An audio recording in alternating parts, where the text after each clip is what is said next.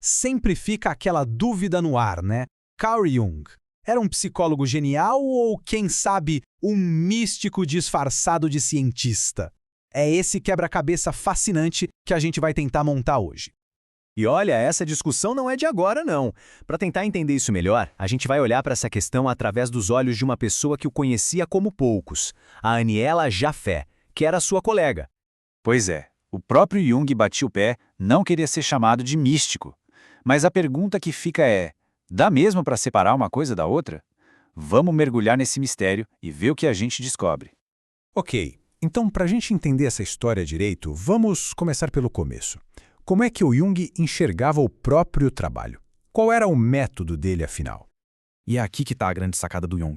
A jogada de mestre mesmo. Ele olhou para coisas que todo mundo descartava como, sei lá, superstição, sabe? Sonhos, mitos, experiências religiosas. E tratou tudo isso como fatos psíquicos. Ou seja, ele criou um jeito de estudar a alma cientificamente, sem precisar provar se Deus existe ou não. Ele estudava a experiência humana.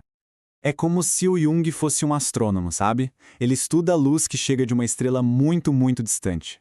Ele pode analisar essa luz, entender a composição dela, mas ele admite que nunca vai saber o que é a estrela em si. Ele traçou uma linha muito clara entre o que a gente pode observar e aquilo que é, bom, um mistério. Ok, beleza. Se esses fatos psíquicos são os dados que ele estudava, de onde eles vinham? Qual era a fonte? E é aí que a gente entra num dos conceitos mais poderosos e, com certeza, mais polêmicos do Jung, o inconsciente. Para entender Jung, tem que entender que o inconsciente, para ele, não era só um porão escuro onde a gente joga as memórias ruins. Não. Era uma força da natureza dentro da gente. Pensar num oceano profundo, poderoso, autônomo, cheio de vida, mas também de perigos. Um potencial imenso, tanto para criar quanto para destruir. Essa comparação aqui é perfeita para a gente entender a diferença. O místico afirma, eu tive um encontro com Deus, como uma realidade externa. Já o Jung, como cientista, diria, a experiência que aconteceu com essa pessoa é um fato psíquico, real e poderoso. Ele foca na experiência, não na fonte metafísica. A diferença parece pequena, mas é gigantesca. E claro que questionavam ele, né? Pô, Jung, mas por que usar a palavra Deus, uma palavra tão carregada? E a resposta dele era genial de tão simples. Ué, por que não? Há milênios a humanidade usa essa palavra para descrever exatamente essa força avassaladora que parece guiar nosso destino. Ele usava a linguagem que a alma já conhecia. Tudo bem, a gente entendeu o poder dessa força inconsciente no indivíduo. Mas e quando uma sociedade inteira é tomada por isso, sem nenhuma consciência do que está acontecendo? É aqui que a coisa começa a ficar bem séria e até um pouco assustadora. E a Aniela Jaffe usa um exemplo histórico perfeito para isso, o romantismo alemão. Foi um movimento cultural inteiro que mergulhou de cabeça na emoção, na intuição, naquele desejo por algo maior, algo que estivesse além da realidade do dia a dia. Essa galera era fascinada pela noite, pelos sonhos, pela morte. Para eles, tudo isso era um portal para uma realidade mais autêntica, mais profunda. Traduzindo para o junguianês, eles estavam se afogando no inconsciente, achando que lá era mais real do que a vida aqui fora. Só que a análise da Jaffe é um balde de água fria. Ela diz que isso não tinha nada de jornada espiritual saudável. Era, na verdade, uma fuga da vida, uma perda desastrosa de alma, nas palavras dela. O indivíduo, o ego, simplesmente se desmanchava nesse mar do inconsciente coletivo. E o perigo disso tudo tem um nome: inflação psíquica.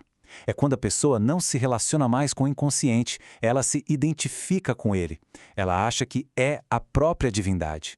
Isso leva a um complexo de Deus. E o que acontece com uma sociedade assim? Fica totalmente vulnerável a um líder, um Führer, que promete ser a encarnação desse poder todo. As consequências, como a história mostrou, são trágicas. Então, a gente viu o perigo a nível cultural. Agora vamos dar um zoom out ainda maior.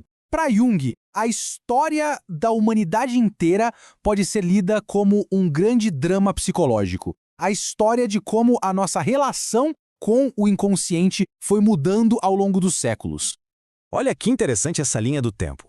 Lá no Antigo Testamento, Deus é cheio de opostos, é bom e terrível ao mesmo tempo. Aí vem o livro de Jó, onde um ser humano consciente bate de frente com essa ambiguidade. E qual a resposta divina para isso? A encarnação de Cristo, onde o lado bom de Deus se torna humano. E o lado sombrio? Bom, esse é projetado na figura do diabo. E a nossa tarefa hoje seria justamente integrar essa sombra. Vamos parar para pensar no tamanho dessa ideia. É algo radical. A história divina não é um livro fechado. É um processo que continua acontecendo. E o mais incrível, nós não somos só plateia.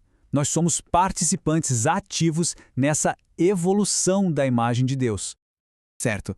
Se a gente faz parte desse drama cósmico todo, qual é o nosso papel nisso? O que cada um tem a ver com isso? E é aqui que a gente chega no que o Jung considerava a nossa tarefa mística dos tempos modernos. O nome que ele deu para isso foi individuação.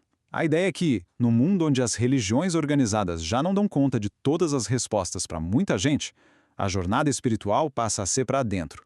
É um processo de se tornar quem se é de verdade. E não é um caminho fácil, viu? Exige coragem para olhar para o nosso mundo interior, para integrar a nossa sombra, aquelas partes que a gente não gosta de admitir que tem, é aprender a viver com a tensão dos opostos dentro da gente. O objetivo não é virar santo, é se tornar um ser humano completo, inteiro. E aí a gente chega na frase talvez mais chocante do Jung sobre tudo isso. Ele diz: Deus é uma doença que o homem tem que curar. O que ele queria dizer é que o nosso trabalho psicológico, essa jornada para nos tornarmos inteiros, é quase um serviço a Deus. Ao curar as nossas próprias divisões internas, de alguma forma a gente estaria ajudando a curar as contradições do próprio divino. Então, voltando à pergunta inicial, Jung era um místico? Talvez a melhor resposta não seja um sim ou um não. Talvez ele tenha criado uma terceira via, um caminho psicológico para os nossos tempos, um jeito de mapear o terreno da alma com a precisão de um cientista e a profundidade de um místico. E a pergunta que fica no fim das contas é, nesse imenso drama psicológico que é a história, qual papel cada um de nós está desempenhando hoje?